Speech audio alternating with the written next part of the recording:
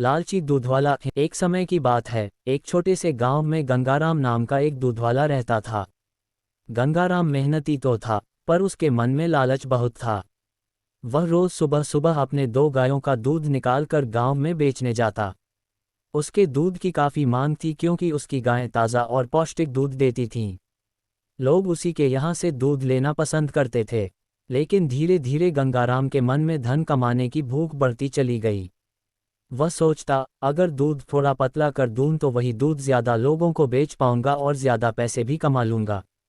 लालच की शुरुआत। शुरू शुरू में गंगाराम ने दूध में बस थोड़ा सा पानी मिलाना शुरू किया। उसे लगा कि इससे कोई फर्क नहीं पड़ेगा। गांव वाले भी स्वाद या गाढ़ेपन में बदलाव नहीं पकड़ पाए।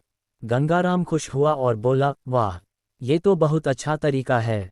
गायें तो वही हैं, मेहनत वही है, पर कमाई दोगुनी हो गई।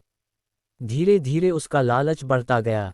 अब वह हर घड़े में आधा दूध और आधा पानी मिला देता। लोग अब दूध में स्वाद का फर्क महसूस करने लगे थे। बच्चे कहने लगे, माँ, अब खीर उतनी स्वादिष्ट नहीं बनती। और बूढ़े लोग शिकायत करते, पहले वाला ताकत दूध अब नहीं रहा। गांव वाले सोचते कि शायद गंगाराम की गायें बूढ़ी हो रही होंगी, इसलिए दूध पतला हो गया है। किसी को यह अंदाजा भी नहीं था कि दूध वाला ही धोखा कर रहा है। और बड़ा लालच। गंगाराम ने पैसों से अपने घर की मरम्मत करवाई, नई कपड़े खरीदे और धीरे धीरे गांव का सबसे अमीर आदमी बनने का सपना देखने लगा। वह सोचता, अगर इसी तरह चलता रहा तो कुछ ही सालों में मैं शहर में मकान बना लूंगा। पर किस्मत को कुछ और ही मंजूर था। गांव में मेले का ऐलान। कुछ दिनों बाद गांव में एक बड़ा मेला लगने वाला था। मेले में दूर दूर से लोग आते थे। मेले की परंपरा थी कि हर कोई अपनी बेहतरीन चीजें वहां बेचता। गंगाराम ने सोचा, ये तो मेरे लिए और भी अच्छा मौका है। अगर मैं यहाँ दूध और दही बेचूंगा तो खूब मुनाफा होगा। लेकिन अगर दूध ज्यादा गाढ़ा लग गया तो लोग समझ जाएंगे कि रोज के दूध में पानी मिलाता हूँ, इसलिए मेले में भी मैं पतला दूध ही बेचूंगा। भगवान की लीला। मेले वाले दिन गंगाराम अपने बैलों पर दूध के मटके लाद कर मेले पहुंचा। वहां बहुत भीड़ थी, लोग दूर दूर से आए थे। गंगाराम ने बड़े गर्व से अपनी दुकान सजाई और दूध बेचना शुरू किया। पहले ही घंटे में उसकी दुकान पर बहुत भीड़ लग गई। लोग खीर, दही और दूध पीने के लिए कतार में खड़े हो गए। गंगाराम ने सोचा, आज तो खूब कमाई होगी।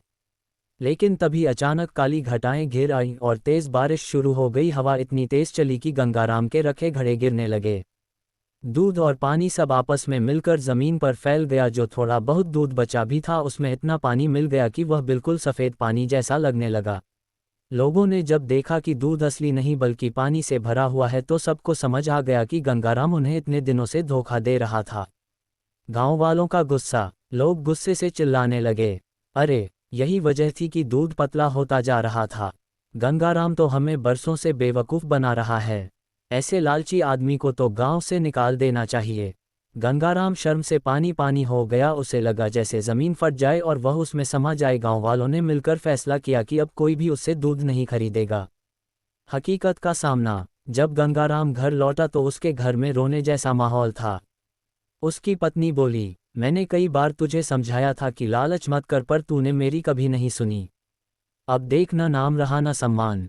बच्चे भी उदास थे क्योंकि गांव के बच्चे उन्हें ताना मारते थे, देखो देखो, ये उसी दूध वाले के बच्चे हैं जिसने सबको धोखा दिया।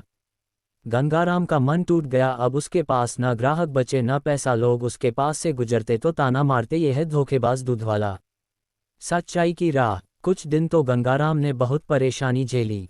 उसके घर में खाने तक के लाले पड़ गए। तभी एक दिन उसके पास गांव के बुजुर्ग दयालु साधु बाबा आए। उन्होंने गंगाराम से कहा, बेटा, लालच आदमी को हमेशा बर्बाद करता है। सच्चाई और ईमानदारी ही इंसान की सबसे बड़ी पूंजी होती है। अगर तुझे दोबारा सम्मान पाना है तो लालच छोड़ और सच्चाई का रास्ता अपनाकर काम कर।